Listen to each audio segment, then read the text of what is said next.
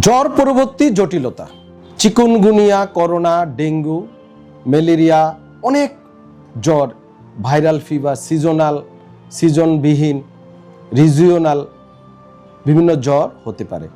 এই জ্বরে যেটা হয়, রোগী কিছুদিন অ্যাকিউট অ্যাটাকে ভোগে। অনেক রোগী ডেঙ্গুর মতো মারাত্মক জ্বরেও মারা যায়, করোনার মতো। কিন্তু যারা বেঁচে থাকে, জ্বর পরবর্তী শারীরিক বিভিন্ন প্রবলেম দেখা দেয়। নাম্বার 1, প্রদাহ। প্রতিটা জোড়া ব্যথা, বেদনা, আর্থ্রাইটিস ডেভেলপ করে। রোগী দীর্ঘদিন ক্লান্ত বোধ করে, হাঁটা চলাফেরা করতে পারে না, হাত পা ফুলে যেতে পারে, অবসাদগ্রস্ত হয়ে যেতে পারে।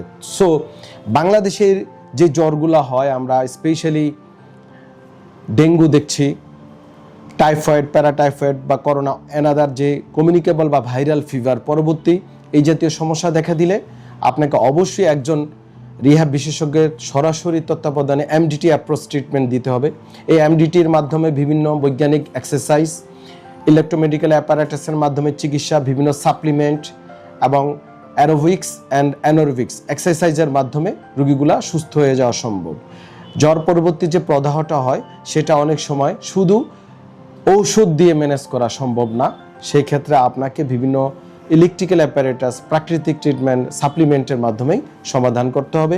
দীর্ঘমেয়াদী রোগীকে বিভিন্ন ইমিউন বুস্টিং, স্পেশালি যে সাপ্লিমেন্ট মিনারেলসগুলো আছে, এগুলো খেয়ে যেতে হবে এবং এক্সারসাইজ করতে হবে। সেটা এক এক রোগীর ক্ষেত্রে এক একটা এক্সারসাইজ প্রযোজ্য। সেটা অবশ্যই চিকিৎসকের পরামর্শে আপনি যখন গ্রহণ করবেন, তখন কিন্তু জ্বর পরবর্তী arthritis, arthralgia, pain, paralysis, disability এগুলা অনেকাংশে আপনার কন্ট্রোলে থাকবে এবং এই সকল রোগী বাংলাদেশে বাড়বে না।